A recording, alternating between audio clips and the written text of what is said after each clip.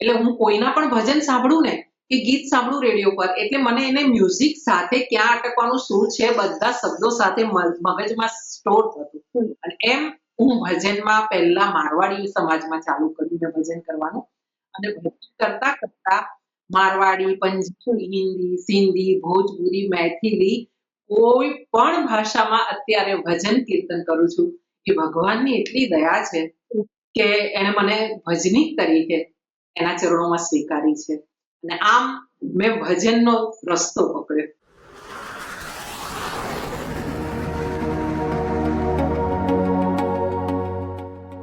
નમસ્કાર, the guiding voice નવી દિશા નવો રસ્તોના શૃંખલામાં આપ સર્વનું હાર્દિક સ્વાગત છે. મિત્રો, આજના પોડકાસ્ટમાં આપણે એક એવી અદ્ભુત વ્યક્તિને મળવા જઈ રહ્યા છીએ જેમણે સંગીત, ભજન, કથા અને સેવા દ્વારા પોતાના જીવનને દિવ્ય બનાવ્યું છે. સંઘર્ષનો સાગર, દુઃખની આંધીઓ અને સમાજની પરીક્ષાઓને પાર કરીને પોતાના આત્મવિશ્વાસ દ્વારા અને શૂરવીરતા દ્વારા સ્વયંના જીવનને અને અસંખ્ય લોકોના જીવનને પ્રકાશિત કર્યા છે. વિશ્વમાં ખાટુ શ્યામની કથા કરનાર પ્રથમ મહિલા વક્તા એવા ગાયત્રીબેન શાસ્ત્રી આજના મહેમાન આપણા છે. સંગીત વિશારદ કરેલ છે અને સ્ત્રી શક્તિનું ઉત્તમ પ્રતીક છે. લાયક બના લો માને થારે દરબાર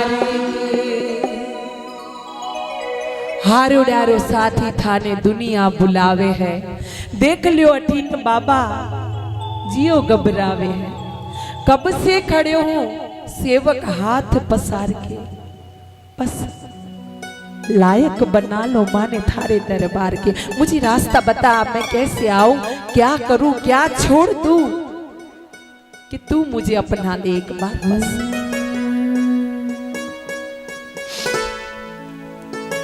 खाटू नरेश की जय शीश के दानी की जय हारे के सहारे की जय मैं दुनिया से नहीं हारी मैं दुनिया से नहीं हारी क्यों मैं ये भी नहीं कहती हूँ हम ये नहीं कहेंगे यहाँ से कि हमने दुनिया को जीत लिया है. નમસ્કાર ગાયત્રીબેન, કેમ છો? જય શ્રી કૃષ્ણ, આનંદમાં છું બેન. ખુશ રહો. જય Shri Krishna. The guiding voice ના વર્ચ્યુઅલ સ્ટુડિયોમાં આપનું હાર્દિક સ્વાગત છે. આભાર. જય શ્રી કૃષ્ણ. ખુશ રહો. Thank you. ગાયત્રીબેન, સર્વપ્રથમ આપણે તમારા બાળપણથી તમારી યાત્રાની શરૂઆત કરીએ. લુણાવાડાના રાજમહેલથી લઈને ડાકોરમાં તમારું બચપન વીતેલું, જી. એ પ્રથમ યાદો અને પછી સંગીત સાથેનું પ્રથમ જોડાણ કેવી રીતે થયું, ક્યાંથી થયું, એ અમારા દર્શકોને જણાવશો. સર્વપ્રથમ સર્વે દર્શક મિત્રોને મારા જય જય શ્રી કૃષ્ણ. ગાયત્રીબેન શાસ્ત્રી ડાકોરવાડાના. અને હું વાત કરું લુણાવાડા રાજમહેલની, તો બન્યું તો એવું કે મારા બાપુજીનું ત્યાં ટ્રાન્સફર થઈ હતી, પીઆઈ હતા. અને ત્યારે સરકારી ક્વાર્ટર નહોતું મળ્યું, બીજા પીઆઈ ખાલી નહોતું કર્યું. એટલે રાણીબાએ એવું કીધું કે થોડો વખત તમારા પત્ની સગર્ભા છે અને છેલ્લો સમય છે, તો મારા અમુક રૂમો છે ખાલી છે મહેલમાં, તેમાં તમે આવીને રહો. અને એ દરમિયાન મારો જન્મ થયો હતો. એવું મારી બા એટલે મમ્મી કહેતા હતા મને. અને સંગીત સાથે એવું જોડાણ હતું કે મારા માતા પિતા બંને ખૂબ જ ભગવાનમાં માનવાવાળા સત્સંગી હતા. મારી માતારામ અને પિતારામ બંને પોતે જ્યાં જ્યાં મારા બાપુજીની બદલી થતી પોલીસ ઇન્સ્પેક્ટર તરીકે, તો પોલીસ પરેડના ગ્રાઉન્ડમાં નવરાત્રી કરાવતા, માતા ને પિતા બંને સાઉન્ડ પર ગાતા અને અમે બધી બહેનો એમાં કોરસમાં ગાતી. અને આમ ગર્ભમાંથી જ મળેલું હતું. અને ધીરે ધીરે ડાકોરમાં આવ્યા તો પછી ડાકોરમાં તો રણછોડરાય મળ્યા હતા. અને સાથે રણછોડરાયની એકદમ નજીક અમારા ગુરુદેવ ચંપાબેન તાંબેડકર કરીને હતા. અને એમણે મફત સંગીતનું શિક્ષણ બધા બાળકો માટે રાખ્યું હતું. અમે ત્યાં જઈને સંગીત શીખતા હતા. અને આમ સંગીત શીખવું બહુ સરળ બની ગયું હતું મારા માટે. કારણ કે નાનપણથી જ આજુબાજુનું વાતાવરણ તમને એવી રીતે મળ્યું એટલે બહુ ઈઝી થઈ ગયું. બહુ જેમ તમે વાત કરી પિતાજીની કે પિતાજી પોલીસમાં હતા અને 6 બહેનો છો તમે, એક ભાઈ છો. માતાજી ગાયનું જે તબેલું હોય એ ચલાવતા હતા. તો આ બધું જે વાતાવરણ છે એ વાતાવરણ તમને કેવી રીતે ઘડ્યા? એવું બન્યું કે પહેલા તો વાત કરીએ સંગીતમાં જે હું જોડાઈ, પણ બાપુજીને એવું હતું કે સંગીતમાં જે સ્ટેજ શો છે એ હું ચુસ્ત બ્રાહ્મણ સમાજ સૌરાષ્ટ્રના બ્રાહ્મણ સમાજથી આવતી હતી. ઉપરથી પિતાજી એટલે પીઆઈ હતા, એટલે એવું હતું કે મારા ઘરે પડદા પ્રથા હતી કે દીકરીઓ એમનો રૂમ અલગ, એમના રૂમના આગળ પડદા રહેતા, કોઈ પણ બહારના પુરુષ અમને મળી નહીં શકતા. અને એવા સમયે જ્યારે મેં સંગીત ક્લાસ ચાલુ કર્યા, ત્યારે હું લગભગ છાની માની જ મારા સંગીત ક્લાસમાં જતી. 1.5 કલાકના 2 કલાકના સંગીત ક્લાસમાંથી હું માંડ 1 કલાક ભણી શકતી. અને 1 કલાક એટલા માટે 7:30 ગુજરાતીના સમાચાર આવતા હોય ટીવી પર એ સમયે, ત્યારે મારા બાપુજી 7:30 સમાચાર જોઈને પછી એમના મિત્રને ત્યાંથી ઘરે આવતા, એ પહેલા મારે ઘરે પહોંચી જવાનું. આ રીતે થતું. તો હું છાની માની આ સંગીત ક્લાસ ભરી રહી હતી. સાથે સાથે આખા ડાકોર ગામમાં એક નામ પડતું ગાયત્રીબેન પંડ્યા, જ્યારે સ્કૂલમાં કે કોલેજમાં આવી ત્યારે કે હાઈસ્કૂલમાં હતી ત્યારે હું જ્યારે પણ ક્યાંય પણ કોમ્પિટિશનમાં નામ લખાવતી, એટલે જજીસ જે પણ રહેતા ને એ લોકો એમ જ કહેતા કે આ પંડ્યા છે ને તો 1 નંબર છોડી દેવાનો, ફર્સ્ટ પ્રાઇઝ છોડી દેવાની, સેકન્ડ પ્રાઇઝ જજીસ જજ કરતા હતા બધાને. એટલું ભગવાનની પર દયા હતી. તો તે સમયે અમને લોકોને મારી માં કામે લગાવતા, અને એ કામે લાગતા એટલે અમે છાણ વાશીદું કર્યું છે, અમે રાઇફલ ચલાવી છે, અમે તલવારો પણ જોઈ છે અને ગન પણ જોઈ છે. કારણ કે પપ્પા પીઆઈ હતા ને, અને ઘરમાં પપ્પા નહીં બોલાતું, બા ને બાપુજી જ બોલવાના રહેતા. એટલે અમે તબેલામાં પણ કામ કર્યું છે. વખતે જો ગોવાળ નહીં આવ્યો હોય ને તો ગાયોને ને ભેંસોને ચરાવવા માટે શેઢી નદીમાં, બિલકુલ આ ઘર છે વચ્ચે રોડ અને બિલકુલ સામે શેઢી નદી, એ શેઢી નદીની કોતરોમાં ભેંસને ગાયને ચરાવવા જતા, શેઢી નદીમાં ગાયનું પૂંછડું પકડીને તરતા.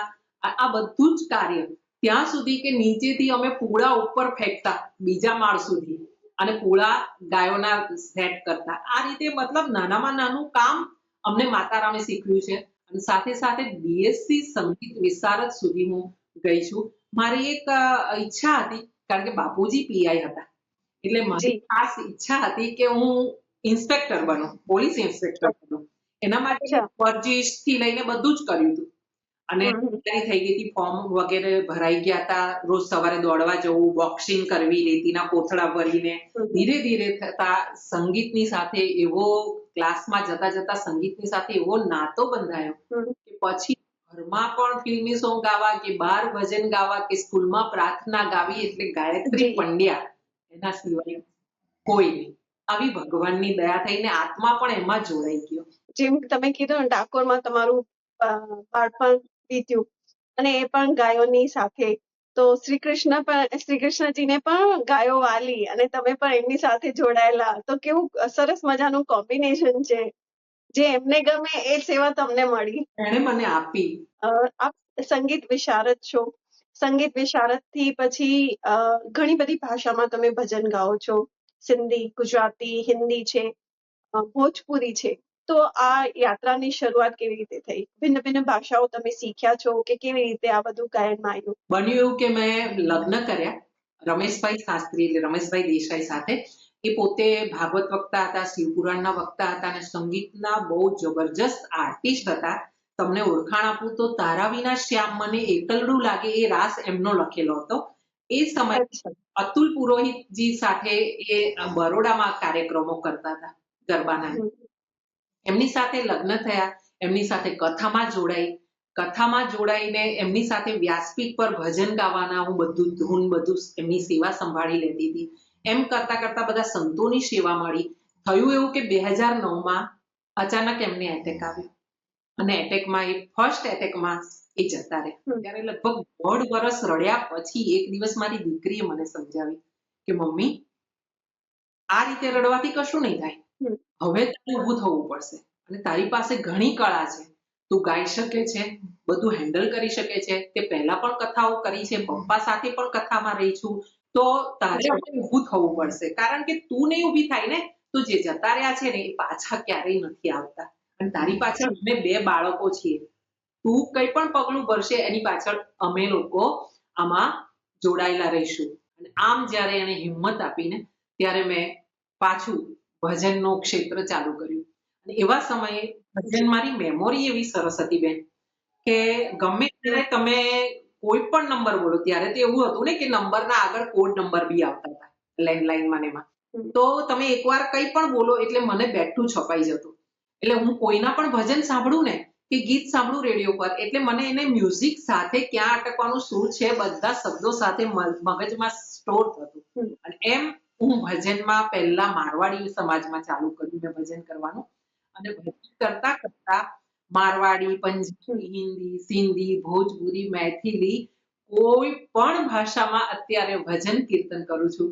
એ ભગવાનની એટલી દયા છે કે એને મને ભજનીક તરીકે એના ચરણોમાં સ્વીકારી છે. અને આમ મેં ભજનનો રસ્તો પકડ્યો. કે સારું, જે તમે વાત કહી ને બહુ સાચી વાત કીધી કે મજબૂરી કા નામ મહાત્મા ગાંધી. જે નથી આવડતું, જે સ્કિલ્સ ના પણ હોય તો પણ આપણને સમય કે આપણા સંઘર્ષો આપણને શીખવાડી દેતા હોય છે. જી જી જી.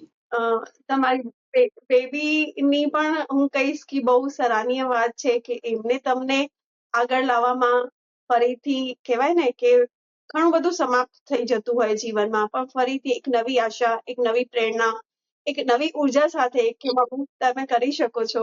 હા, હું એવી જગ્યાએ હતી બેન 2009માં કે મારી પાસે રહેવા માટે ઘર પણ નહોતું અને જમવા માટે ભોજન પણ નહોતું. એવી જગ્યા પર આવીને હું ને મારા બાળકો અટક્યા હતા. અને ત્યારે જી કંઈ પણ કરીને ભજન કરીને પણ મારે મારા બાળકોને તો પોષવા જ પડે એવી હાલત હતી. ને ભજન કરીને ઘણા દિવસ તો એવા રહ્યા બેન કે જ્યારે મારા ઘરમાં ભોજન હમ અને મારા બાળકો તે વખતે મને ક્યારેય પણ મારા બાળકોએ ફરિયાદ નથી કરી. અને એમાંય મારી માનસી, હું ભજનમાં જતી ત્યારે એક નાના ભાઈને સંભાળીને પોતે કોલેજ જતી, ઘરનું કામ કરતી અને મારી રાહ જોતી. હું ભજનમાં જઈને આવું, ભજનમાં ત્યાં મારવાડી સમાજને એવું હોય છે, ત્યાં નાસ્તા પાણીની વ્યવસ્થા બહુ સારી હોય છે. એટલે મને જ્યારે એ લોકો એમ કે બેન પ્રસાદ લઈ લો ભજન પછી, તો હું એમ કહેતી કે હું પ્રસાદ બહાર નથી જમતી. કારણ કે હું જમી લઉં તો મારા છોકરા ઘરે ભૂખ્યા રહી જાય. એટલે હું આ બહાનું કાઢતી. એટલે એ લોકો મને શું કરતા કે એક બોક્સ ભરીને નાસ્તો કે જમણવારમાં જે પણ આઈટમ હોય એ બધી મને ભરીને પેકેજ કરી આપતા. અને એના લીધે હું એ વસ્તુ ઘરે લાવતી, ભોજન પ્રસાદ. પછી રાત્રે અમે મા દીકરા રાત્રે બેસીને એ પ્રસાદ આવતો ભજનનો, એ અમે જમતા. મજબૂરીનું નામ મહાત્મા ગાંધી હું એ ટાઇટલ એટલા માટે આપી રહી છું કે મજબૂરી હતી. સાથે મારો પરિવાર, પિયર પક્ષ ને સાસરી પક્ષમાં કોઈ મરી નહોતા ગયા. બધા જ જી કરોડપતિ છે, આજે પણ છે અને ત્યારે પણ હતા. અને બધા માટે મેં મારા પક્ષથી પૂરેપૂરું યોગદાન આપ્યું છે. મારાથી બનતું બધું જ કર્યું છે મારી લાગણીની સાથે. એકદમ લાચાર મારી માં. એટલે કે અહીંયા જી તો પિતાજીની મિલકત ઘણી હતી, અત્યારે પણ ડાકોરમાં મિલકત છે. તો એમને એમ થયું આ પક્ષ, કોઈને એમ થાય કે સાસરી પક્ષ વાળા તકલીફ આપતા હશે, પણ આ પિયર પક્ષ વાળા તરફથી એવી તકલીફ થઈ કે એમને એવો ડાઉટ થયો કે હું ભિખારી છું ને એમના માથે પડીશ બાળકો સાથે. એટલે એમના તરફથી મને જાકારો થઈ ગયો. સાસરી પક્ષ કોઈ વાત કહેવા જેવી બાકી નથી, કારણ કે એમણે રાત્રે 12 વાગે જઈને વકીલો પાસે મારી સહી કરાવડાવી કે તમે હવે મિલકતમાં કઈ જ હક રાખતા નથી. તો મારી હાલત ખરાબ થતી. ત્યારે ઝેર પીવાના પૈસા નહોતા મારી પાસે. 3 વાર જી અમે 3 વાર તો આત્મહત્યાની કોશિશ કરી બેન. લોકડાઉન પહેલાની જે દિવાળી હતી ને, તે દિવાળીની રાતે અમે કામરેજ સ્કૂલ પર તાપી પર હતા, મા દીકરા બધા. ત્યાં ગયા પછી મેં મારા બાળકોનું મોઢું જોયું. એમાં નાનો મારો માનસી તો બહુ હિંમતવાળી હતી મારી દીકરી. એ તો બહુ મને હિંમત આપતી, મારો ટેકો જે હતી, મારી શક્તિ હતી એ. એટલે પાછા જીવવાની, લડવાની હિંમત કરીને અમે પાછા ઘરે આવ્યા અને ભજન પકડ્યા. ભજનની સાથે ભાગવત પકડ્યું. અને કહેવાય ને કે સુર કે શ્યામ સહાય કરે તો ઓર સહાય જરૂરી નહીં. એટલે હિંમત નહીં હારીને, ભલે તમે 3 વાર એવો મનમાં સંકલ્પ આવ્યો કે આત્મહત્યા કરીએ, પણ આત્મહત્યા કોઈ સમાધાન નથી. જીવન જીવવું અને જીવન માટે લડવું, સંઘર્ષ દરેકના જીવનમાં હોય છે, પણ આપણે કેવી રીતે હિંમતથી, આત્મવિશ્વાસથી, વિલ પાવરથી જીવનને ફરીથી જીવવાની એક પ્રેરણા આપણને મળતી હોય છે. હા. આપ સુંદરકાંડ, ભાગવત, દેવી ભાગવત, મહાશિવપુરાણ, હનુમાન કથા અને કહેવાય ને વ્યાસપીઠ સુધીની જે યાત્રા છે એ વિશે થોડું જણાવશો.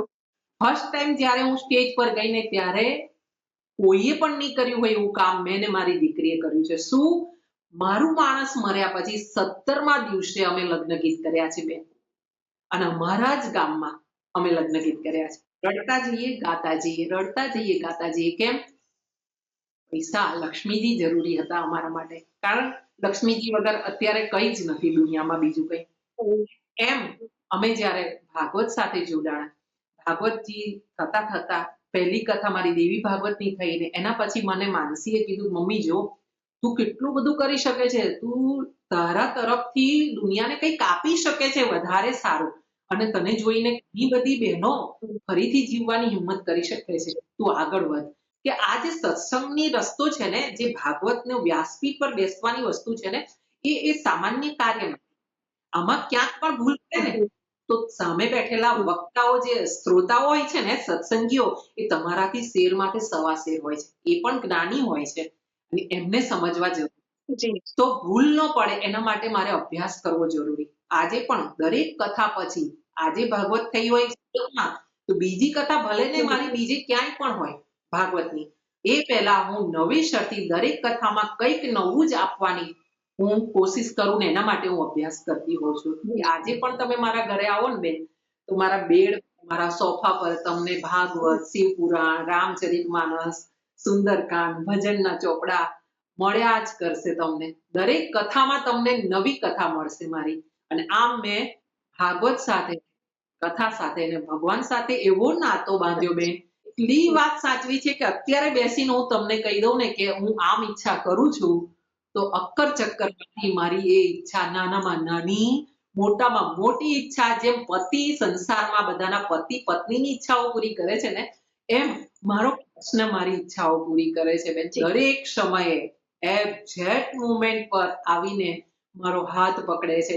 એટલે હું વિધવા નથી, ને હું બધી બહેનોને પણ કહું છું, જેમના પણ પતિ, દેહના પતિ મરી ગયા છે, સાંસારિક પતિ ગયા છે, એમને એક જ વાત કરું છું, તમે કોઈ વિધવા નથી.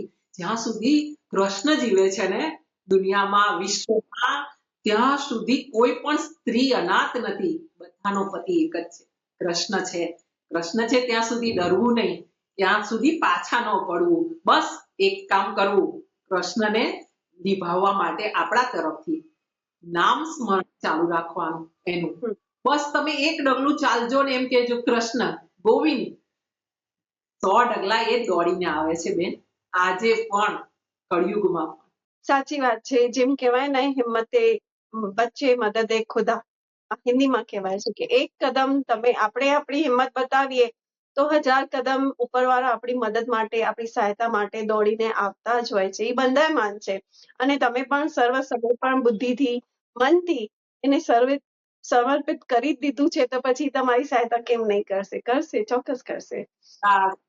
વાત કરીશ હું ખાટુ શ્યામની, જે મંદિર આજે ખૂબ માન્યતામાં છે, ખૂબ પ્રખ્યાત છે, લાખો લોકો ત્યાં દર્શન કરવા જાય છે. એવા ખાટુ શ્યામની કથા કરનાર આપ વિશ્વની પ્રથમ મહિલા વક્તા બન્યા છો. તો આ ક્ષણ જે હતો, એ અનુભવ કેવો રહ્યો, એ દર્શકો સાથે શેર કરશો. કહેવાય છે ને કે બાબા શ્યામ હમારા, મેરી પહેચાન મેરા ખાટુ વાલા શ્યામ.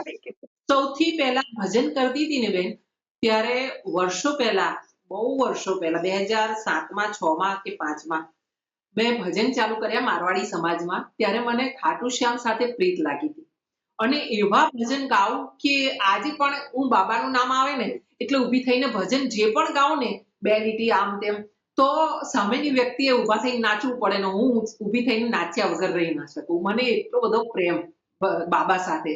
ભજન મેં એટલા ચાલુ કર્યા ને બાબાને એટલા મનાવ્યા બેન, કે સુરત ખાતે અત્યારે લગભગ કોઈ નહીં હોય કે જે બાબા શ્યામમાં ભજન ગાતા હોય ને ગાયત્રીબેનને નહીં ઓળખતા હોય ભજનીક તરીકે. તો બાબા સાથે એવો નાતો થયો સુરત ખાતે. મારવાડી સમાજ જેટલો છે એ લોકોને ધન્ય છે, એમને પ્રણામ છે. કેમ કે આજે એમના ઘરે કોઈ પણ પ્રસંગ હોય, મરણથી લઈને બાળકના જન્મ સુધીનો પ્રસંગ હોય, કોઈ પણ ગૃહ પ્રવેશ હોય, લગ્ન હોય, તો એ લોકોનો એક જ પહેલા તો કામ છે, પહેલા બાબા શ્યામના કીર્તન કરાવશે. નાના વ્યક્તિ હશે તો નાના પાયે, મોટા હશે તો લાખોના ખર્ચે કરાવશે. સાથે ઘરના પરિવાર સાથે એ લોકો બાબાની સામે, એમના જ્યોતની સામે, બાબાના દરબારની સામે ખૂબ મન મૂકીને નાચીને ભગવાનને મનાવશે. અને એમ જે રીતે એ લોકો મનાવતા હતા ને એ રીતે હું ઘરે પણ ભજનમાં પણ મનાવતી થઈ. બાબા સાથે એવો નાતો થયો કે ધીરે ધીરે બાબાના ભજનો હું લખતી થઈ. બાબા શ્યામના. અને લોકો મને ઓળખતા થયા અને મેં એક નામ રાખ્યું, મારું ઉપનામ કહેવાય ને કે ઉપનામ રાખ્યું છે, ઉર્ફે ગાયત્રીબેન શાસ્ત્રીની સાથે શું છે, શ્યામરી. મને આ નામ મારી જાતે સૂઝ્યું કે હું ભગવાનની છું, બીજા કોઈની નથી. અને ત્યારે મેં મારું નામ રાખ્યું છે. આજે પણ હેશટેગમાં શ્યામરી લખો તો કદાચ મારું નામ આવશે જ. અને એમ ભજન ગાતા ગાતા એક સમય મારવાડી સમાજમાં એવો આવ્યો કે મને રાત દિવસ ભજન વળવા માંડ્યા. મને વિશ્વાસ છે એના પર કે મને એકવાર વ્યાસપીઠ પર બેસાડે છે ને, પછી હું નથી બોલતી. મને એ ખબર છે, કારણ કે હું એકદમ સરેન્ડર થઈ જાઉં છું કે હું તો નાદાન છું, મૂરખ છું, અનાડી છું અને ગુનેગાર છું. કેટલાય પાપો ચાલતા ફરતા થયા હશે. તું મને સ્વીકારી છે તો તું જાણે, તારું કામ જાણે. અને આમ મને બાબા શ્યામની કથા કરવાની, ખાટુ નરેશની કથા કરવાનો આ એક રસ્તો મળ્યો બહેનો દ્વારા. અને મેં કથા કરી અને ધૂમધામથી મારી યાત્રા સાથે, પોથી યાત્રા સાથે, બાબાના ભંડારા સાથે કથા થઈ અને બહેનોએ એટલો આનંદ લીધો, ભક્તોએ એટલો આનંદ લીધો. આ એની દયા છે, ખાટુ નરેશની દયા થઈ મારા ઉપર. આ તમારો પરમ સૌભાગ્ય રહ્યો કે એમની અનુકંપા, એમની કૃપા તમારી ઉપર રહી. હા, પછી મને ખબર પડી બેન, કથા પછી, કે વિશ્વમાં બાબા શ્યામની, ખાટુ નરેશની કથા કરનારું પ્રથમ મહિલા છું. એ પછી મને ખબર પડી. એ પણ માનસીએ કીધું, મમ્મી આવી કથા આ બાબા શ્યામની કોઈ સ્ત્રીએ કરી નથી, લેડીઝે કરી નથી, આ પ્રથમ છે મમ્મી.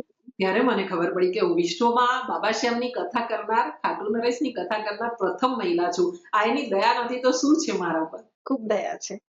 આ જે ઓપોર્ચ્યુનિટી હોય છે ને, બધાને નથી મળતી ગાયત્રીબેન. કથાવાચક તો ઘણા બધા છે, પણ આ જે સુવર્ણ અવસર તમને પ્રાપ્ત થયો એ બધાને નથી મળતો. મેં મેરેજ પછી હોટલમાં પગ મૂક્યો છે. મેરેજ પછી ત્યાં સુધી ક્યારેય નહીં. જોઈતી કોઈ પણ વસ્તુ તમારે જોઈતી હોય તો રણછોડરાયજીના જે મંદિરમાં સકડી ભોગ, રાજભોગ બનાવે છે, એ પ્રતાપભાઈ ને અશોકભાઈ ને એમના પપ્પા આવીને ઘરે રસોઈ બનાવી જાય. તમારે જે ખાવું હોય તે, અને પછી અમારે જમી લેવાનું. પાઉંભાજી જ્યારે નવી નવી ટ્રેન્ડમાં આવી હતી, અમારા ઘરે આવીને રસોઈયા પાઉંભાજી બનાવે, પછી અમે જમતા હતા. એ રીતે અમે ઉભા છીએ. હવે ગુસ્સાની વાત કરું તો કોલેજમાં હતી ને ત્યારે એટલો બધો ગુસ્સો બેન. કોટન કુર્તો પહેરતી, નીચે બાપુજીના ફિટિંગ કરાવીને બાપુજીના પેન્ટ પહેરતી. ઘરમાં કોઈને પેન્ટ પહેરવાની છુટ્ટી નહોતી.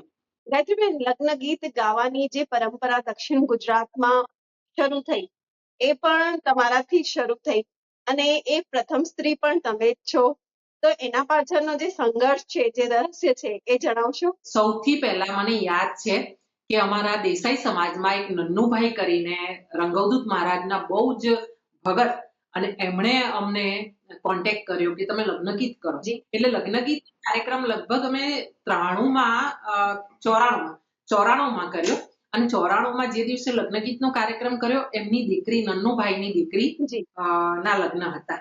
અને લગ્ન ગીતના નામે મને જે 5 ગીત મારી માં ગાતી હતી એ જ મને આવડતા હતા. એના સિવાય મને કઈ બીજું આવડતું નહોતું. એટલે આ માનસીબેનના પપ્પા અને હું બંને જણા લગ્ન ગીતનો કાર્યક્રમ તો લઈ લીધો. સવારે ગ્રહ શાંતિ, રાત્રે લગ્ન, અને આટલો લાંબો સમય 5 લગ્ન ગીત પર અમે કાઢ્યો, પણ કોઈને ખબર ના પડી. અને એ એવી રીતે થયું કે સુગમ, ગરબા અને જે રંગવદૂત મહારાજના ભગત હતો આખો પરિવાર, તો એમના ભજનો અમારી પાસે એટલો ખજાનો હતો કે અમે વેરાયટીમાં કંઈ ને કંઈ મૂકતા રહ્યા. અને એ દિવસે કહેવાય કે 93-94માં એક સિંગલ પ્રોગ્રામના અમને એમણે 11,000 રૂપિયા આપ્યા હતા. એ અમારા માટે ઘણી મોટી કિંમત કહેવાય. સાઉથ ગુજરાત સાથે તો મેં કોઈને સાંભળ્યા જ નથી કે કોઈ લગ્ન ગીત કર્યા હોય. અને એ પછી જે અમારો એક ટ્રેન્ડ ચાલ્યો નવસારી ડિસ્ટ્રિક્ટમાં, વાડી ગામમાં, કે માનસીના પપ્પાનું નામ જ પડ્યું કે હું તો કંટાળી. એક ભજન છે નાનકડું અમથું કૃષ્ણ ભગવાનનું, અને એમણે એ પણ ભજન બહુ જ લખતા હતા. એમાં એમણે લખ્યું છે કે હું તો કંટાળી, લાલાથી કંટાળી, આમ કરીને લાલા અને ગોપીઓના ભાવ જે છે તે એમાં એ ભજનમાં લીધેલા. હવે આ ભજન અમે ગરબા ગાઈએ ને એટલે લોકો ગાંડા થઈને માથે ચૂંદડી ઓઢીને પુરુષો આવે અને આ ભજન ઉપર, આ ગીત ઉપર નાચે. તો અમારા દર્શકો માટે પણ તમે ગાઈને બતાવજો ભજન. હું તો કંટાળી, હું તો કંટાળી, હું તો કંટાળી, કંટાળી, કંટાળી, કંટાળી, કંટાળી, કંટાળી, કંટાળી, કંટાળી, કંટાળી કે લાલાથી કંટાળી રે હું તો કંટાળી લાલાથી કંટાળી. આ એક ભજન સાથે સાથે અમે લખ્યું હતું ભોલાતું ભોલાતું ભોલાતું ભોલાતું ભોલાતું ભોલાતું. આ એક ભજન એની સાથે અમે ગરબો બનાવ્યો આના ઉપરથી. તો એટલે ગરબો એવી રીતે બન્યો હતો, લખ્યું હતું ભોલાતું મેં, પણ માનસીબેન જ્યારે નાના ને તો તોતડું તોતડું બોલે. અમે ભોલાતું ભોલાતું હાર્મોનિયમ પર રિયાઝ કરીએ ઘરમાં. તો માનસીબેન ચાલતા ચાલતા આવે પાસે ભખોડિયાને ચાલતા અને આવીને એક જ ગાય અંબાતું મમ્મી અંબાતું એમ. એટલે પછી અમે એના પરથી ગરબો બનાવ્યો અંબાતું મૈયા તું માડી તું અંબાતું મૈયા તું માડી તું. અને આ ગરબો એવો ચાલ્યો કે અમલસાડ ગામમાં અમારી કન્ટિન્યુ 8 વર્ષ ગરબા થયા. એક જ ગામમાં અમારા 8 વર્ષ ગરબા થયા અને દરેક વખતે રોજ એક જ નાઇટમાં નહીં હોય તો 5 વખત આ ગરબો રિપીટ થતો. એ જમાનામાં 93ના વર્ષમાં મને એ ગરબા ઉપર હજાર રૂપિયા મળતા. ખૂબ સરસ. અને તમારો અવાજ પણ બહુ સુરીલો છે, એટલે લોકોનો જે પ્રતિભાવ હશે એ કેવો, તમને તો ખૂબ બાલ ખૂબ પ્રેમ પણ મળ્યો હશે. આજે પણ દિવસમાં નહીં હોય તો 2 સરેરાશ ગણું તો 2 ફોન તો એવા જ આવે કે જે બહેનો મને ફોન કરે, બેન તમારી કથા સાંભળું છું અને મને એટલો આનંદ થાય છે. હું રાત્રે સૂતી વખતે પણ ધીરો ધીરો અવાજ મૂકીને સૂવું છું તો મારા મિસ્ટર એવું કે છે ગાયત્રી બેનને જ પરણવું હતું ને તારે. આટલે સુધી બહેનોના ફોન આવે છે, ઘણા ભાઈઓના ફોન આવે છે કે બેન તમે કથા દરમિયાન બહેનોની જાગૃતિ માટેના, બહેનોને સમજણ આપવાની અમુક વાતો કરો છો એ બહુ સારી. તમારી એક ટ્રસ્ટ પણ છે જેની સ્થાપના તમે કરી છે. ટ્રસ્ટનું નામ છે શ્રી શ્યામા સેવા ટ્રસ્ટ. એ ટ્રસ્ટ દ્વારા તમે મંદબુદ્ધિના બાળકોની સેવા કરી રહ્યા છો. તો એ સેવા કઈ રૂપની છે, કઈ રીતે કરો છો? આમાં એવું છે કે હું આ બાળકોને મંદબુદ્ધિના બાળક ક્યારેય નથી કહેતી. અમને કહું છું મારા દેવના દીધેલા. કેમ? હું માનું છું કે આવા બાળકો હોય છે ને એ યોગભ્રષ્ટ આત્માઓ હોય છે અને એ અવકાશમાં મળ્યા પછી અમુક ઋષિઓ જે યોગ કરતા હોય, પ્રભુનું નામ સ્મરણ, તપ કરતા હોય, કઠોર તપ, હિમાલયમાં જતા હોય અને હિમાલયમાં ગયા પછી પણ માણસ માત્ર ભૂલને પાત્ર એ રસ્તે એમનાથી કદાચ થોડીક તકલીફ થઈ ગઈ હોય ને એના કારણે ભગવાન એમ કહેતા હોય કે જાઓ પૃથ્વી પર જઈને થોડુંક તમારું કર્મ થયું છે એ ભોગવી આવો, પછી પાછા તમને હું સ્વીકારી લઈશ. અને આવા આત્મા અવકાશમાં ફરતા હોય ને નક્કી કરતા હોય કે મારે કયા મા બાપને ત્યાં જવું કે એ મા બાપ મારી સેવા કરી શકશે. એટલે આ બાળકો આપણે ત્યાં આવતા હોય છે. મારી પાસે ભજન આવે, કથા આવે, એમાંથી મારી પાસે જે પણ, હું દક્ષિણા માંગતી નથી, પણ જે પણ આવશે ને એમાંથી મારાથી બનતો પ્રયાસ છે હું આ બાળકોને કોઈ વાર જમાડી આવું છું. એમને પૂછું ફોન કરીને એમના ટીચરને કે એમના ટ્રસ્ટમાં કે આજે હું આવવા માંગુ છું, 2 દિવસ પહેલા પૂછી લો તો શું જમશે, બાળકોને શું ફાવશે, શું ગમે છે એ લોકોને. યા તો એમને દફતર છે, બેગ છે, પાણીની બોટલ છે, આવું બધું લઈને. ઉત્તરાયણ તો ઉત્તરાયણમાં ઘણી વાર હું પતંગ, દોરી અને તલસાકડી લઈને જાઉં અને એ લોકો જોડે 2-3 કલાક આનંદ કરું, એમને પતંગ ચગાવતા શીખવાડું. એ લોકો મને એમની ડ્રોઈંગ બુક દેખાડે, મારી સાથે રમે, ગીતો ગાય, હું એમને પ્રાર્થનાઓ, ભગવાનના ભજન શીખવાડું ગાઈને. એ લોકો એટલા આનંદથી મને નીકળવા નહીં દે, એમ કે તમે દીદી ના જશો, તમે રહી જાઓ અમારી સાથે. આ રીતે બાળકો કરતા હોય છે. એટલે મેં એમ કીધું હતું ભગવાનને કે ભગવાન હું ક્યારેય દક્ષિણાનું નામ નહીં લઉં, પણ એના બદલામાં મારી દીકરીને એક સારો દીકરો, એનો હાથ પકડે એવો એનો પાર્ટનર શોધી આપજો ભગવાન. અને બન્યું જ એવું કે એક દિવસ આવો 8:30ના ટાઈમે મારા વેવાઈનો ફોન આવ્યો અને કે તમે ડાકોરના છો? હું પણ ડાકોરનો છું મૂળ અને અમદાવાદમાં રહું છું બેન. તો મેં કીધું કે ભાઈ આપણે અમદાવાદ ને સુરત દોડ કરીએ તો હેરાન થઈ જઈએ, એના કરતા એક કામ કરીએ કે આપણા બાળકો બહુ સમજદાર છે, મેચ્યોર છે, એક કામ કરીએ તો 10 મિનિટ બંનેને વાત કરાવી દઈએ ફોન ઉપર. જો વિચાર મળતા આવે તો હું કાલે તમને મળવા માટે. મારી દીકરીએ 5-10 મિનિટ વાત કરી એટલે મારા જ્ઞાનેશે, મારા જમાઈએ એવું કીધું કે મારી હા છે. એટલે મારી માનસી એવું કીધું કે તમે મારું સિવિલ સર્ટી, મારી તકલીફ, મારો ચહેરો, મને જોવો, પછી યસ નો કરજો. મારા જ્ઞાનેશે એવું કીધું કે મારે કશું જોવું નથી, મારી હા છે અને હા જ કાયમ રહેશે. તો જે પણ ડિસિઝન લો, મહિના પછી લો, 2 વર્ષ પછી લો, 3 વર્ષ પછી લો, એકવાર વાત કરો, થોડો વખત સમય આપો એકબીજાને અને પછી લેજો. અને જે લો એ ફાઇનલ લેજો, કારણ કે પછી મારાથી કશું સહન નહીં થાય. હવે આનાથી વધારે કે એકવાર મારું માણસ જતું રહ્યું અચાનક, હવે એનાથી વધારે હું ડિપ્રેશનથી બહાર આવી છું. આજ પછી મને એની તકલીફ જોઈએ. એટલે મારા જ્ઞાનેશે મને કીધું, મમ્મી આજથી માનસીની બધી જવાબદારી મારી છે, આજથી માનસી મારી છે અને તમે પણ મારી એક મમ્મી છે, તમે બીજા મમ્મી છો. આજ પછી માનસીની કોઈ ચિંતા તમે છોડી દો. હવે માનસી શું કહે છે એના પર તમારે ફાઇનલ કરવાનું છે. આ રીતે મેં કીધું તું ને ભગવાનને જી કે હું દક્ષિણા નહીં લઉં. એનો જવાબ ભગવાને આ રીતે મને સામે આપ્યો. મેં કીધું ને કે કૃષ્ણ ગોવિંદ સદા સહાય તે, હાજર ને હાજર રહે છે. તમારી કથાઓમાં સ્ત્રી જાગૃતિ અને ધર્મ પ્રત્યે જાગૃતિ એ તમે કેન્દ્રમાં રાખો છો, આ બંને વિષયો. તો એનું પાછળ શું રહસ્ય છે? સ્ત્રીને જો જોવા જાઓ ને તો તમે એવી એવી વિદુષીઓ સ્ત્રીઓ છે કે જેના લીધે ધર્મનો સ્તંભ ઉભો રહ્યો છે. અત્યારે પણ એની આંખે તમે ધ્યાનથી નિહાળ કરશો ને તો સંસ્કૃતિ લઈને ઘર સુધી, જોબ લઈને પોતાના બાળકને જન્મ આપવો, એટલી કપરી સેવા. કોણ એવી વ્યક્તિ છે, હું કહું છું કે આ તો સ્ત્રી છે ને શક્તિ છે, જગદંબા છે. દરેક સ્ત્રી જગદંબા છે. કેમ? કોઈ પુરુષમાં એવી શક્તિ છે કે પોતાના શરીરમાંથી એક બીજું જીવ ઉત્પન્ન કરી શકે. એટલે જો સ્ત્રીઓ જાગૃત હશે ને, સ્ત્રીઓ સમજદાર હશે ને, તો પછી સમાજમાં ક્યાંય તકલીફો નહીં રહે. મોટા ભાગની તકલીફો 90% નીકળી જશે, કારણ કે સ્ત્રી સમજદાર છે. અને મોટા ભાગે ઘરમાં, સમાજમાં દીકરીઓએ સમજીને ચાલવાનું હોય છે.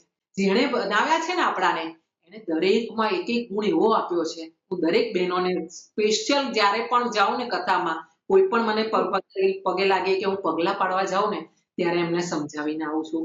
તમારામાં કોઈનામાં રસોઈની કળા છે, કોઈમાં ગૂંથણની, ભરતની કલા છે, આગળ આવો, એને આગળ કરો અને જીવો. તમારું એક અલગ સ્થાન છે, તમે જીવીને બતાવો આ રીતે. અને એટલે હું સ્ત્રીઓને જાગૃત કરવા માંગુ છું. Gayatriben, who is your guiding voice? મારો વોઇસ કહેવા જાય ને તો મારે માનસી. તમારા પરમાત્મા ઉપર અટૂટ વિશ્વાસ છે, તો પરમાત્મા તમારી મનોકામના જરૂર પૂર્ણ કરશે. ગાયત્રીબેન, હવે એન્ડમાં આપણે રેપિડ ફાયર રાઉન્ડ રમીશું. હું તમારા માટે એક પ્રશ્ન વાંચીશ, તમારા મનમાં જે પહેલો શબ્દ અથવા પહેલો વાક્ય આવે એ તમારે કહેવાનું છે. જીવનમાં સૌથી મોટી શક્તિ તમારા માટે બાળકો, ભગવાન કે તમે પોતાની જાતને સમજો છો? ભગવાન, કૃષ્ણ. ભગવાન એટલે બીજું નામ એનું કૃષ્ણ છે. ભગવાન એટલે કૃષ્ણ જ. કૃષ્ણ સિવાય મહાદેવ હોઈ શકે, રાજા રામ હોઈ શકે, જગદંબા હોઈ શકે, પણ ભગવાન જ્યાં નામ આવે. એક શબ્દ તમારા જીવનની ઓળખ. સત્ય અને પ્યોરિટી. અઘરા સમયમાં તમારા મનમાં આવતું પ્રથમ નામ. કપરા સમયમાં એક જ નામ, ગોવિંદ એટ માનસી. મારી દીકરી મને જે કહેશે ને એ આનો અવાજ છે, ગોવિંદનો અવાજ છે. જો ભગવાન એક આશીર્વાદ આપે તો તમે શું માંગશો? આશીર્વાદમાં બહુ વર્ષો પહેલા જ્યારે ઇન્દ્રેશ ઉપાધ્યાય મહારાજ કથા કરતા થયા હતા, નવા કથા કરતા થયા હતા, અને મેં એમની કથાઓ ટીવી પર સાંભળી હતી, ત્યારથી બેન મેં એક જ વાત માંગી છે કે આગલો જન્મ મને પુરુષનો મળે. કારણ કે અત્યારે હું બહુ જ આનંદમાં છું, મને કોઈ તકલીફ નથી કથાકાર તરીકે, પણ સ્ત્રીની એક મર્યાદાઓ હોય છે સમાજ માટે. એટલે એ મર્યાદાઓને લીધે હું અમુક કામ જે કરવા માંગુ છું આગળ સમાજ માટે કે દેશ માટે, એ નથી કરી શકી. પણ આગળ જન્મ મને વૃંદાવનમાં મળે. દરેક વ્યાસપીઠ પરથી, દરેક જગ્યાએ સેકન્ડે મેં આ માંગ્યું છે. એક તો વૃંદાવનમાં જન્મ મળે, પુરુષનો મળે, વેદાચાર્ય, હું વેદો ભણીને ભાગવતનું અધ્યયન કરીને હું આગળ વધું. હારી જાઉં અને લડી જાઉં માંથી તમને ક્યારે કયું પસંદ કર્યું? હું મોટા ભાગે લડી જવું એ પસંદ કરું છું, પણ ભાગવત વક્તા તરીકે હવે જે જગ્યા પર છું અને મારી માનસિક સ્થિતિ જે છે એ પ્રમાણે હું ના લડવા માંગુ છું, ના હારવા માંગુ છું. હું બધું જ એના ચરણોમાં સોંપીને એના ઉપર છોડી દઉં છું, અને એ સારામાં સારું કરીને મને પાછું આપે છે રસ્તો. મને આગળ જતા રસ્તાના જેટલા કાંકરા હોય છે ને એ બધા સાફ કરીને આપે છે. એટલે મારે લડવું પણ નથી, હારવું પણ નથી. એક વાક્ય જે દરેક સ્ત્રી અને સિંગલ માતાએ હંમેશા યાદ રાખવું જોઈએ. એટલું જ યાદ રાખવાનું, એક તો પોતાની જાત પર ભરોસો કરજો. હું નહોતી પહેલા મને દીકરીએ સમજાવ્યા પછી હું મારી જાત પર ભરોસો કરતી થઈ. અને બીજું, ભગવાન ઉપર ભરોસો કરજો. ખૂબ ખૂબ આભાર ગાયત્રીબેન. આજે તમે તમારો કિંમતી સમય આપ્યો અને આજે ઘણું બધું તમારાથી શીખવા મળ્યું હા કે જીવનમાં ઘણા બધા ઉતાર ચઢાવ આવ્યા તમારા જીવનમાં, એવા કગારે પણ પહોંચી ગયા કે આત્મહત્યા કરવાનો પણ તમે વિચાર્યું, પણ તમારી મનની મક્કમતા અને દીકરીની જે કહેવાય ને સહાયતા, મદદરૂપ એક પ્રેરણા બનીને તમારી હા. જીવનમાં આવ્યા, નવી પ્રેરણા નવી ઉર્જા સાથે આવ્યા અને પરમાત્માની સહાયતાથી તમે આજે જે મુકામે છો એ ખરેખર સરાહનીય છે. ભગવાન ખૂબ ખૂબ આભાર તમારો. જય શ્રી કૃષ્ણ. જય શ્રી કૃષ્ણ. મિત્રો, આજનો જે એપિસોડ એક માત્ર વાતચીત નહીં, એક એપિસોડ નહીં, એક સંવાદ નહીં, પણ ગાયત્રીબેને આજે આપણને એક મહામંત્ર આપ્યો છે કે દુઃખ હોય કે સુખ હોય, નિંદા મળે કે સ્તુતિ થાય, પ્રશંસા થાય કે ટીકા થાય, દરેક સમયમાં દરેક સ્થિતિમાં આપણે એકરસ રહીએ અને મનમાં ભક્તિ હોય, હૃદયમાં શક્તિ હોય, મનમાં અતૂટ વિશ્વાસ હોય, પરમાત્મા પ્રત્યે શ્રદ્ધા હોય તો જીવનમાં કોઈ પણ અડચણ નથી રહેતી, પરંતુ એ સફળતામાં પરિવર્તન થઈ જાય છે. મિત્રો, જો તમને આ એપિસોડ ગમ્યો હોય તો લાઈક, શેર, સબસ્ક્રાઇબ જરૂર કરજો અને હા, કોમેન્ટ જરૂર કરજો. ફરી મળીશું એક નવા એપિસોડ સાથે, એક નવા મહેમાન સાથે. Till then, good bye.